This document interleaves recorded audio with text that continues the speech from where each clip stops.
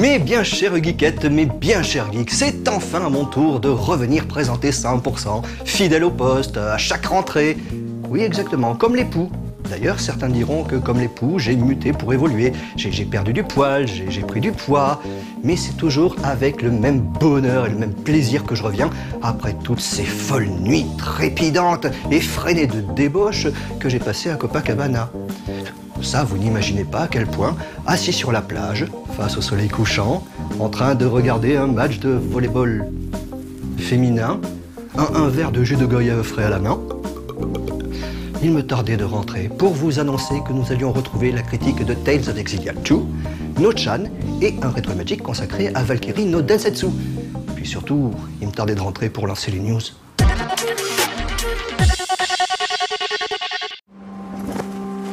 Vous vous souvenez peut-être d'un Tokyo Café étrange dans lequel Suzuka présentait un surprenant jeu de drague de pigeons.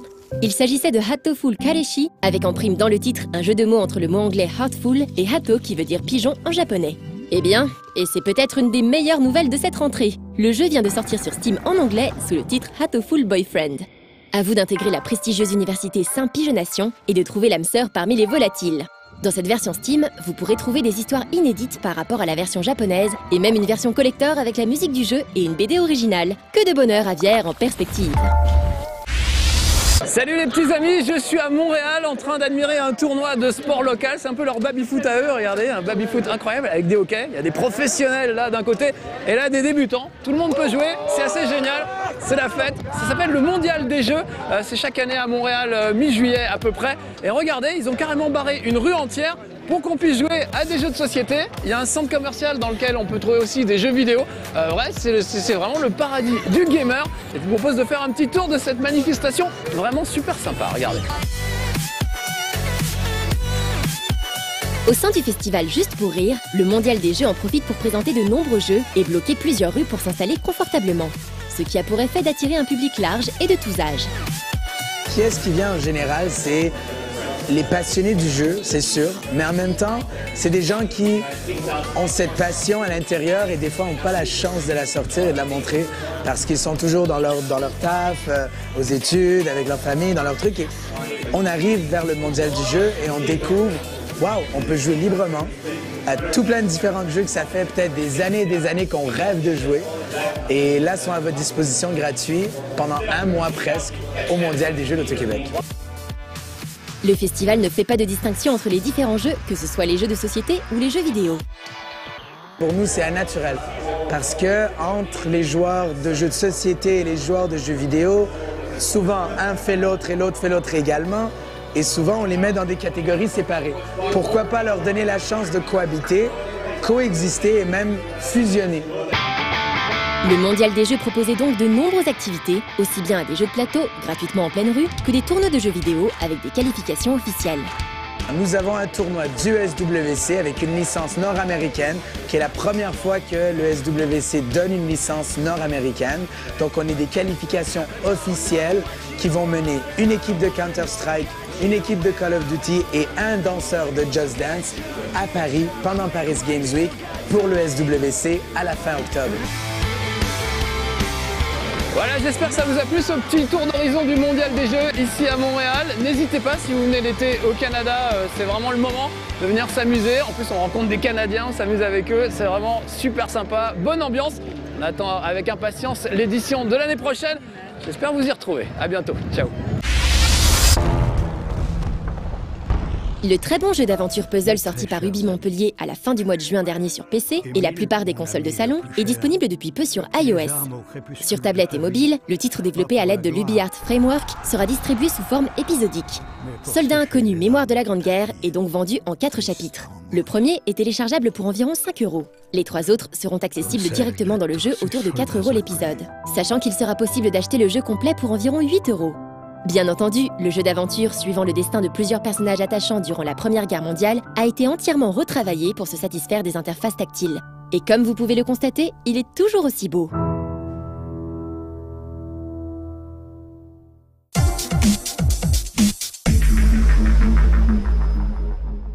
Ah ouais, les news news, ça m'a vraiment manqué. Hein. En même temps, c'est vrai que c'est un petit peu indécent de me plaindre, j'ai quand même pu partir en vacances grâce à No Life, donc grâce à vous, grâce à vos abonnements. Oui, et donc là, vous vous imaginez bien que j'ai un petit peu enjolivé les choses. Je n'étais pas à Copacabana. Le point culminant de mes vacances, ça a quand même été d'avoir acheté une nouvelle paire de tongs. Mais des tongs Tour de France, s'il vous plaît, ça aurait pu être pire.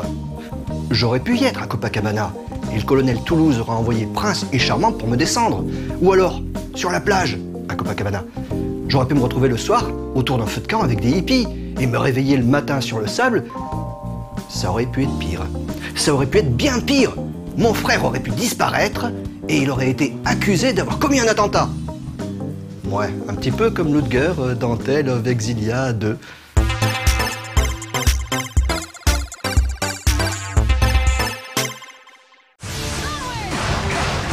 Malgré une conclusion plutôt claire et ne laissant finalement pas trop de place à une suite, Bandai Namco Games décide de resservir aux joueurs un peu de son univers développé dans Exilia, à coup de nouvelles intrigues et de nouveaux personnages, parce qu'il y avait visiblement encore quelque chose à raconter. Et parce qu'il faut bien comprendre que le développement d'un jeu, ça coûte cher aussi. Du coup, si on peut réutiliser des dessins, des animations, des décors, le tout agrémenté d'une nouvelle histoire qui tient à peu près la route et de quelques changements mineurs dans le game system, bah on prend. Ça mange pas de pain, ça laisse pas de miettes. Damn it.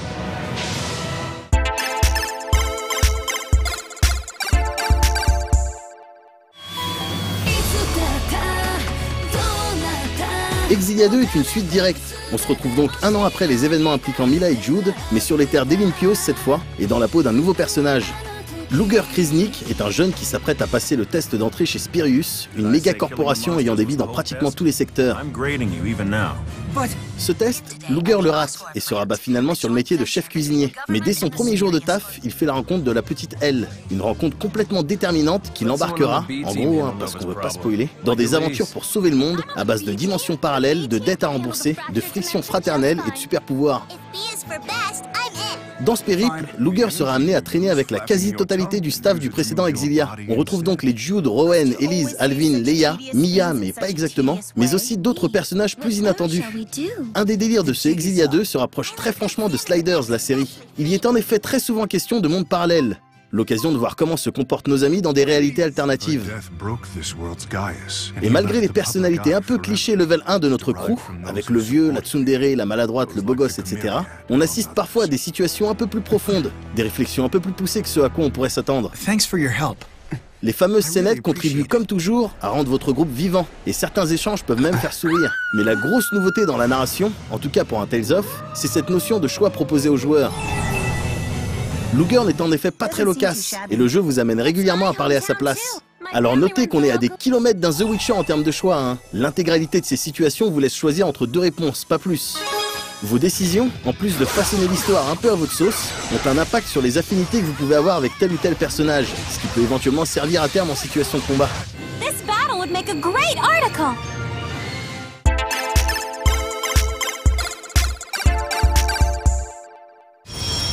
Un Tales of, c'est avant tout un système de combat, avec toutes les features qui tournent autour. Exilia 2 conserve la quasi-totalité des idées développées dans le premier épisode, tout en apportant quelques changements pas dégueulasses du tout.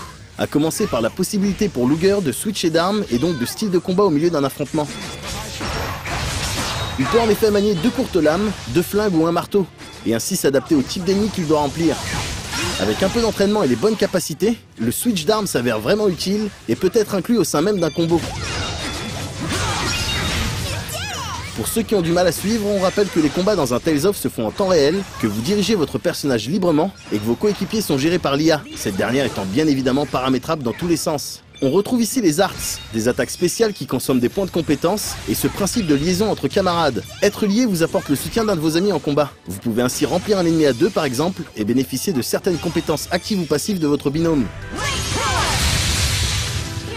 Vous pouvez également lâcher des arts liés, sorte d'attaque spéciale en duo, quand la jauge située à gauche de l'écran le permet, et même balancer des arts à gogo sans consommation de MP lorsque cette dernière est pleine.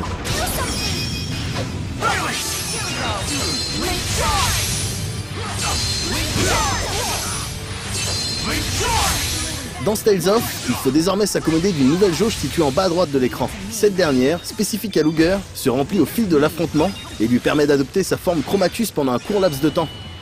Dans cet état, Luger se bat seul, bénéficie de nouveaux combos dévastateurs et n'a plus à se soucier de sa barre de vie ou de magie. S'il se fait toucher, le temps passé en mode Chromatus diminue. C'est aussi sous cette forme que vous pouvez balancer de la Mystic Arts, figurant parmi les attaques les plus puissantes du jeu. On prend donc toujours autant de plaisir à se friter contre petits monstres et créatures gigantesques, avec l'assurance d'avoir affaire à un système de combat vraiment profond, tout en restant accessible. Concernant l'évolution de vos personnages, cet Exilia abandonne le système d'orbe de lys, un peu similaire à un sphérié de FF10, pour quelque chose de presque plus simple. Il faut désormais compter avec le système d'orbe d'allium. Ceux qui ne veulent pas se prendre la tête ici se contentent de sélectionner l'orbe qui, sur le moment, leur fait gagner les capacités et les arts qui les intéressent. Les autres rentreront dans ce délire d'extraction élémentaire et cibleront les compétences qu'ils veulent obtenir ou augmenter à terme. L'ensemble étant basé sur des points que l'on gagne à la fin de chaque combat ou même sur le terrain. Un principe comme on les aime, c'est-à-dire qui ne pénalise pas les joueurs désireux de ne pas forcément s'investir à fond dans l'évolution de leur personnage, tout en donnant du plaisir et de la profondeur à ceux dont c'est le kiff. Concernant l'aspect économique du jeu, enfin, sachez que vous évoluerez en permanence avec une dette à rembourser. Les événements en début de partie vous font effectivement contracter cette dernière, et elle est plutôt élevée. Évidemment, le tout est échelonné, et on ne manquera pas de vous pressuriser lorsque vous aurez accumulé suffisamment de Gald, la monnaie du jeu. Si ce principe peut agacer, il faut savoir que le monde d'Exilia est vraiment généreux, et regorge d'opportunités de se faire des thunes, comme les nombreux jobs disponibles et bien payés par exemple. Le remboursement de votre dette fait également avancer l'histoire principale, et vous donne accès à de plus en plus de zones. Aussi, des paiements effectués en avance vous octroient des récompenses sympathiques. On accepte donc volontiers ce délire de dette, d'autant que dans l'écrasante majorité des RPG, au bout d'un moment, on ne sait vraiment plus quoi faire de ses sous.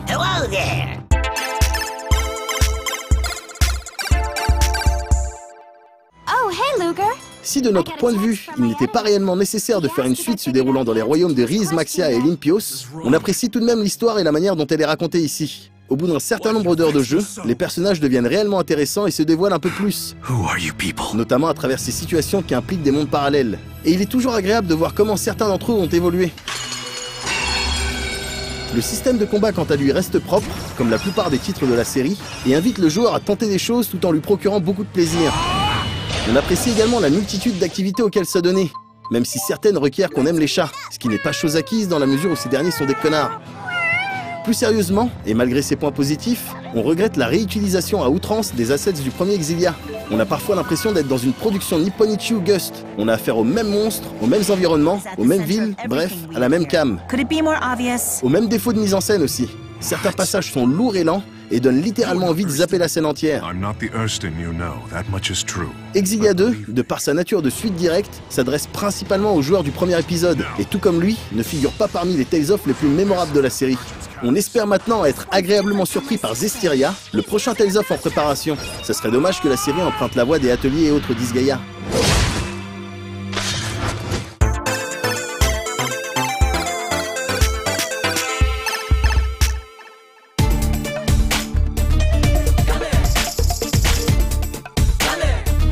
Eh ben ouais, elles aussi, elles m'avaient manqué, les magnifiques critiques de l'ami Médoc, soutenues par un extraordinaire travail d'investigation journalistique. D'ailleurs, c'est bien pour ça que je lui ai personnellement demandé d'enquêter sur la mystérieuse disparition de Nono-chan. D'après ses sources, elle serait partie se faire lisser le pixel au Japon. Eh ben, si ça fait comme pour Exilia 2, avant son arrivée en France, mon pauvre No-chan, t'en as pour 2 ans.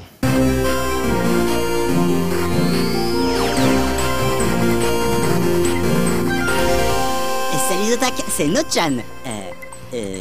Attendez, un doute m'étreint avant de commencer. Je regarde mon calendrier. Ah ben non, je délire pas. Ça ne fait qu'une semaine depuis la dernière fois et je suis encore là. Elle est où, Nono-chan?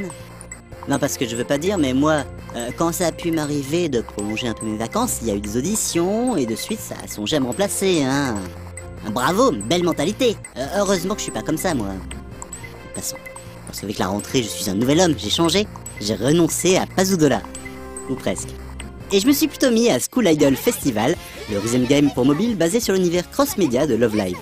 À part le fait que les donjons Mat 3 sont remplacés par des chansons où il faut tapoter les notes en rythme, les mécaniques de jeu du titre de Bushimo ressemblent furieusement à celui de Gun-Oh. Que ce soit les stratégies pour constituer son équipe et lui faire gagner de l'expérience, les petits events temporaires, ou encore l'utilisation des ressources précieuses que sont les Love Gems.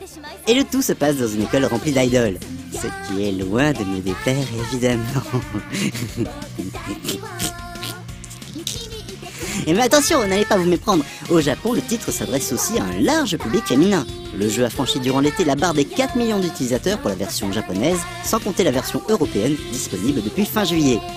Bon, dommage d'avoir investi autant dans des Magic Stones, me direz-vous, certes, mais je continue à jeter un œil à Pazodula quand même. Et puis, je suis me retenir, qu'est-ce que vous croyez? J'arrive à contrôler mes pulsions. Et puis, ce n'était que quelques centaines d'euros. Allez, c'est bon.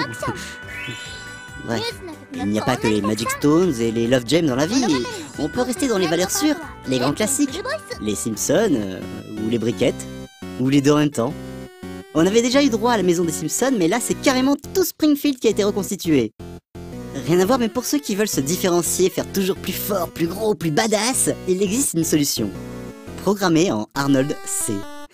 Un langage de programmation à base de répliques cultes d'Arnold Schwarzenegger. De quoi devenir un Terminator de la programmation, quoi. Un Conan le barbare du code, un Last Action Hero du script. Ainsi, le début du programme commencera par It's Showtime et se terminera par You have been terminated.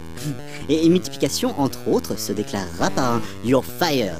Ainsi, pour imprimer une série de chiffres allant de 1 à 10, il suffira d'exécuter le programme suivant tel qu'il s'affiche actuellement. Et il y a une certaine forme de poésie dedans, vous ne trouvez pas? Tout comme ça remue un peu de voir l'aile volante de Musica décoller pour de vrai. Une petite merveille que l'on doit à l'artiste Hachiya Kazuhiko. Ça laisse rêveur, non? Heureusement pour lui, il n'est pas poursuivi par une horde de homo en furie. Niveau rêve qui se réalise, le fan qui a vu son générique de Doctor Who adopté en tant que générique officiel de la série de la BBC se pose là. En effet, pour la série la plus récente du Docteur, dans laquelle Peter Capaldi prête ses traits au Seigneur du Temps, le showrunner Steven Moffat a contacté Billy Henshaw, le dit fan, pour reprendre son concept quasiment tel quel.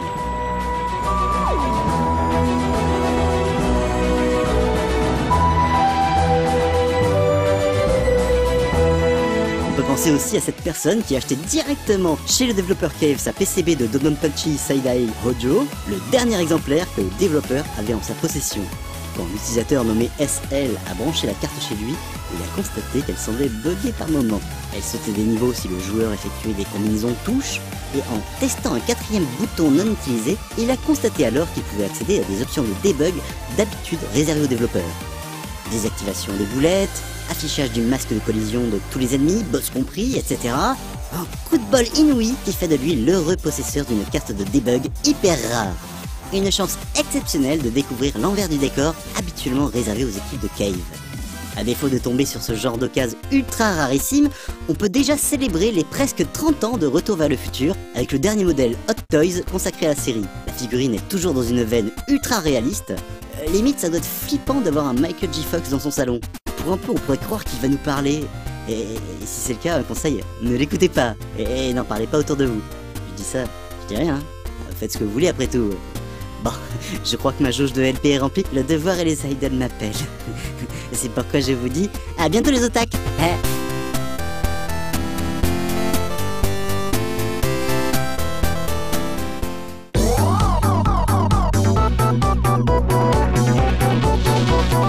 Eh ben, bon courage Notchan. En même temps, ça va te permettre de faire plein de news sur Macross. Moi, je m'en fiche un petit peu, mais ça ferait plaisir à JP. JP, Julien Pirou. Lui, c'est un fan inconditionnel de Macross. D'ailleurs, l'année dernière, il est parti au Japon, quand il a appris que le musée Tezuka accueillait l'exposition Macross. Il a été fou de joie en voyant qu'il y avait une reproduction de cockpit de VF1S. Il n'a pas pu se retenir, il est monté dedans, et tellement qu'il exultait, il s'est mis à danser. Au grand désarroi des gardiens d'ailleurs, qui lui sont tombés dessus en lui disant « No, no, stop, Valkyrie, no danser dessus !»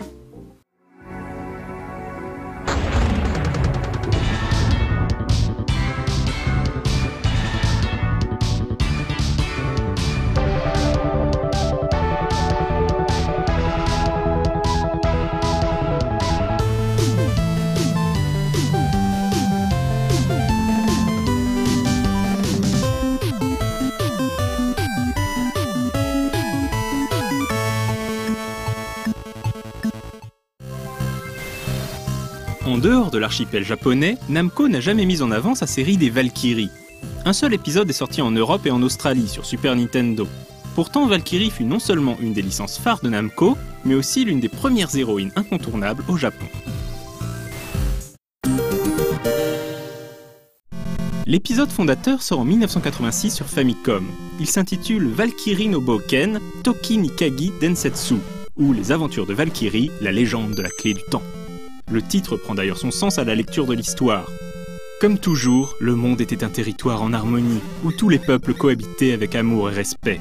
Un grand beffroi garantissait le maintien de la paix, puisque les forces du mal étaient enfermées en son cœur, scellées par la clé du temps. Jusqu'au jour où l'horloge du beffroi cesse de fonctionner et libère Zuna, le sorcier démoniaque de la légende. Ce dernier s'empare de la clé et condamne le monde aux ténèbres. Le désespoir des habitants remonte jusqu'aux cieux. Le ciel envoie alors une jeune vierge ailée, Valkyrie. Valkyrie no Bouken se présente comme un jeu d'aventure vu du ciel en temps réel. Namco y introduit même la notion de temps avec le passage du jour à la nuit. Valkyrie débute ses pérégrinations dans une plaine hostile, et hostile est ici un euphémisme. Dès les premiers pas, des groupes d'ennemis très agressifs fondent sur le joueur sans qu'il puisse les semer. Il va donc falloir systématiquement défendre sa peau. La ridicule hitbox du glaive de Valkyrie vient un peu plus ternir ses chances de survie. Si la difficulté est d'emblée excessive, la courbe se relâche une fois l'héroïne plus expérimentée, car la guerrière récupère des points d'expérience à chaque ennemi pourfendu. Mais le jeu n'en devient pas facile pour autant. Les cadavres laissent aussi apparaître quelques pièces, même si l'argent ne joue pas un rôle très important. Il existe peu d'objets et tous peuvent être récupérés à travers le jeu pour peu que l'on sache leur emplacement. En plus des traditionnelles armures et armes, l'héroïne obtient aussi 7 sorts le long de ses aventures selon son niveau d'expérience. La beauté de ce premier épisode réside certainement dans le caractère vague de sa quête. Que faire? Comment faire? Où aller? Valkyrie no Bouken ne donne pas toutes les clés, et seule l'expérimentation apportera des réponses aux joueurs. Namco mise donc beaucoup sur l'exploration et la curiosité du joueur. Heureusement, si cet aspect peut rebuter, le jeu s'avère prenant grâce à son univers et ses ambiances. Valkyrie fera l'objet d'une refonte beaucoup moins austère sur PlayStation, dans la compilation Namco Anthology 2, sortie exclusivement au Japon en 1998.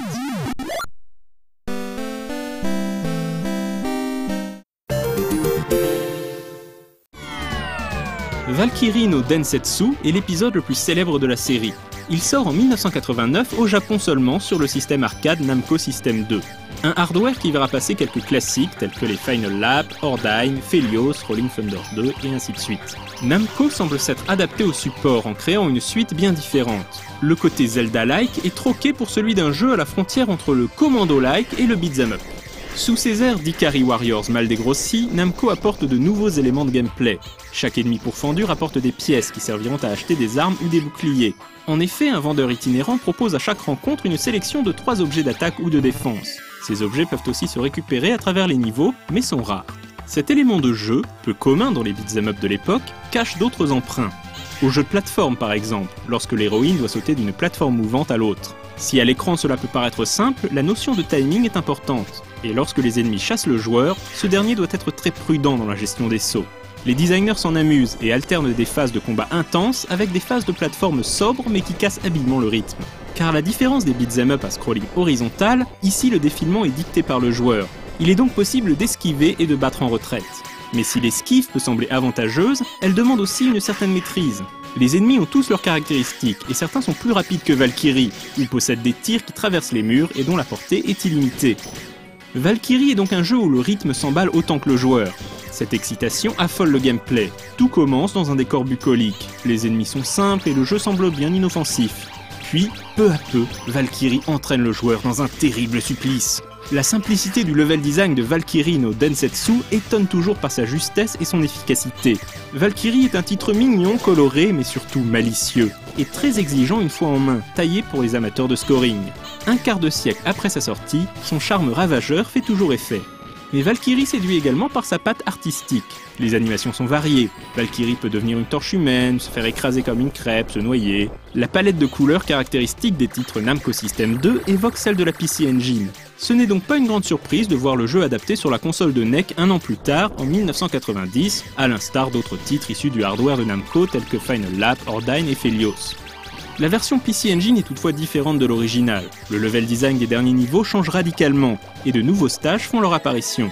D'autres ajouts se greffent au titre, pour en faire une version parfaitement pensée pour la console, avec un système de password.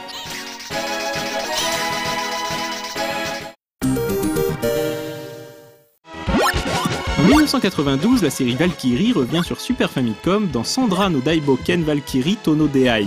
Namco est toujours l'éditeur, mais sous-traite son jeu auprès d'un développeur assez confidentiel, Nova Games. Ce studio japonais a essentiellement travaillé sur la 16 bits de Nintendo avant de disparaître avec Battle Jockey en 1994. Cette fois, pas de Valkyrie. Après avoir joué les seconds rôles, Sandra devient enfin le héros. Oui, le héros, car comme son nom ne l'indique pas, Sandra est un homme et qui plus est un lézard. Après les événements de l'épisode précédent, il vit une existence paisible avec les siens à la campagne, jusqu'au jour où...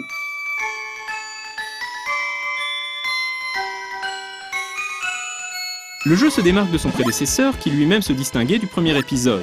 Nova Games décide en effet de réaliser un jeu d'action plateforme asthénique. Il sort en Europe et en Australie sous le nom de Whirlo. L'unique épisode de la série sorti sous nos latitudes ne met donc même pas en scène Valkyrie, mais bien son acolyte vert au charisme incertain. Sandra no Daiboken respecte la traditionnelle difficulté de la série, au-dessus de la moyenne. Le héros meurt au moindre contact et réapparaît au dernier point de sauvegarde.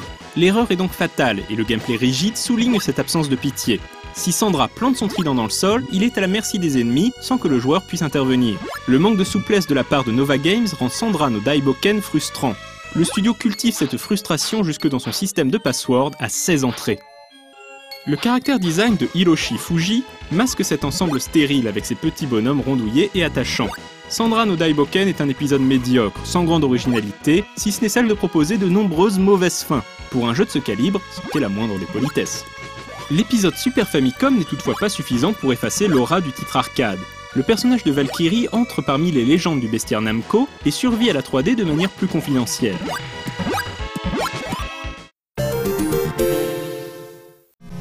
Valkyrie est une figure incontournable de Namco. Si les années passent et emportent avec elles son souvenir, les plus anciens n'oublient pas sa redoutable apparition sur arcade. Namco semble d'ailleurs aujourd'hui s'en amuser, à grands coups de caméos et produits dérivés. C'est ainsi que Valkyrie s'invite dans les Tales of, les Soul Calibur, les Taiko no Tatsujin, sous forme de vêtements, d'invocations, de remixes musicaux. Le spectre de la guerrière ailée hante les productions d'aujourd'hui, mais elle ne semble pas encore décidée à redescendre pour de nouvelles aventures.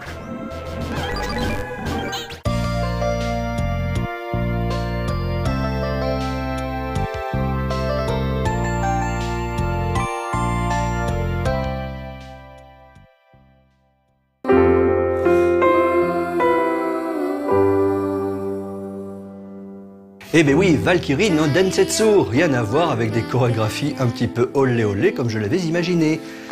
Enfin, sauf que quand on voit certains fanarts de la susdite Valkyrie, on a quand même bien envie de danser avec elle, voire sur elle, si comme moi, on est un piètre danseur et qu'on marche sur les pieds de sa cavalière.